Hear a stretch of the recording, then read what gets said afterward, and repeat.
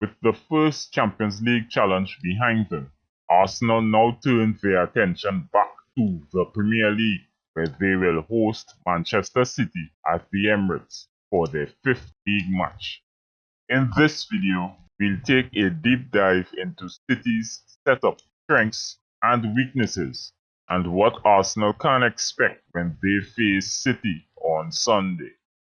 Manchester City typically line up in a 4-1-4-1 formation. In possession, their shape evolves into either a 3-2-4-1 or a 2-3-4-1 operating with a high line. This fluid shape allows two wide players, whether wingers or fullbacks, depending on the situation, to complement 4 or 5 central players, creating heavy overloads in the midfield. The aim is simple: dominate the middle, suffocate opposition structure, and carve open chances for Erling Haaland. For example, against Brighton, the wingers drifted inside while the fullbacks pushed wide, whereas against Manchester United, the left winger, Doku, often played narrow, while the right winger, Silva, hugged the touchline. This flexibility makes City very difficult to mark.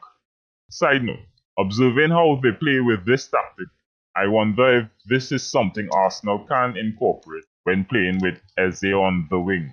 Allowing him to maneuver to the inside, similar to Doku, can help unleash his creativity and potentially create more opportunities for gyokeres.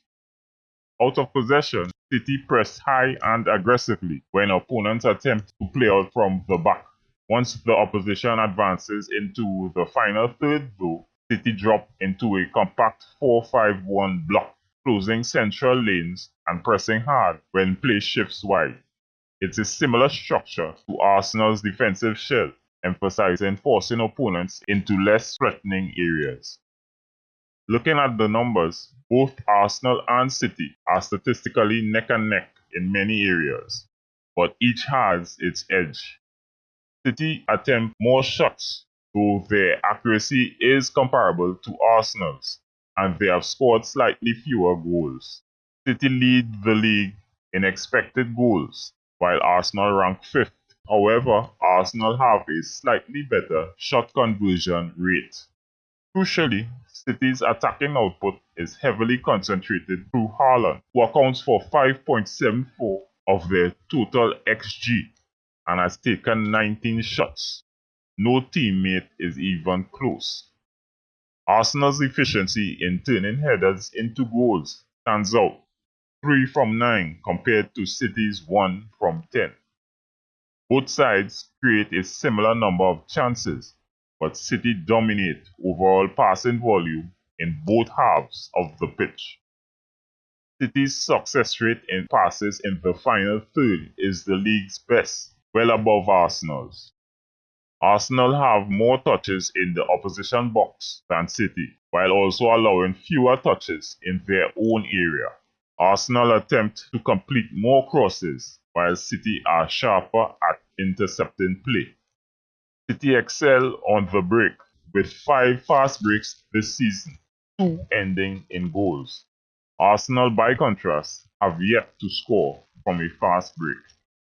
28% of City's high turnovers result in shots, compared to this 10.7% for Arsenal. Arsenal defend aerial duels more efficiently, whereas City engage in more duels overall. Arsenal are defensively more secure, boasting the second lowest expected goals against, while City's expected goals against tally is much higher. Arsenal blocked more shots, while City prevented more attacks earlier through interception. Leading the league with 5 goals from just 5 shots per match on average, Haaland epitomizes ruthless efficiency. He's invaluable as both a target man on set pieces and as an outlet during transitions. Pep's tweaks this season have also made him more involved in build-up, giving him even more opportunities to create chances. Bernardo Silva remains the engine of Pep's system. His adaptability means he can slot into midfield overloads or stretch play out wide, linking attacks seamlessly. His passing range, especially into wide and central channels, make him indispensable. Doku's explosive pace is already proving a nightmare for defenses. With the freedom to cut inside or stretch play wide, his unpredictability is one of City's most dangerous weapons. Foden may be picking up steam right now, but Reinders has quietly been City's most consistent midfielder. With 73 passes into the final third, far ahead of his teammates, he is central to City's progression game. Donnarumma's arrival has transformed City's defensive backbone. His shot-stopping ability, reach, and positioning add another layer of security, making City even harder to break down. City combine creativity and pace in midfield and on the wings with the sheer dominance of Haaland up front. Add in Foden's resurgence and Pep's tactical reinvention, and they have become arguably even more dangerous than they were at the start of the season. Their high defensive line remains their Achilles heel, however. If Arsenal or any side can bypass their midfield overload and release a quick runner, there are real opportunities to punish them in transition. Manchester City represent Arsenal's second biggest challenge of the season so far, with Pep's evolving system firing on all cylinders and Haaland's lethal form. They will arrive at the Emirates with momentum from their derby victory and a resilient Champions League outing. For Arsenal, success will depend on exploiting City's high line and maintaining discipline under pressure. That wraps up this analysis. If you enjoyed the breakdown, don't forget to like, subscribe, and stay tuned for more Arsenal match previews and tactical insights. Thanks for watching, and I'll see you in the next video.